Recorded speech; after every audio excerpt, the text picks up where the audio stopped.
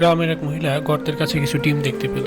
সে গর্তের ভিতরে উঁকি দিয়ে দেখলো এবং ভয়ে খুব চলে গেল। গ্রামবাসীদের ডেকে নিয়ে আসলো। গ্রামবাসী ডিম দেখে বলল, আগে এখানে যেও না, কিছু একটা থাকতে পারে। তারা গর্তের ভিতরে উঁকি ঝুঁকি দিয়ে দেখতে পেল এবং তারা ভয় পেতে লাগলো। এইভাবে সকল গ্রামবাসী আস্তে আস্তে একজন একজন করে দেখলো।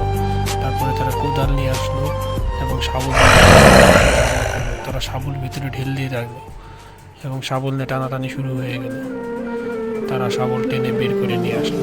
তারপরে তারা ডিমগুলো আস্তে করে সরিয়ে রেখে তারা গর্তগুলো খোঁজার চিন্তা ভাবনা করলো। তারা গর্ত খুঁড়ে ভিতরে ঢোকার চিন্তা ভাবনা করলো। একজন একজন করে ভিতরে ঢুকবে, ভিতরে কি আছে তাদের দেখতেই হবে।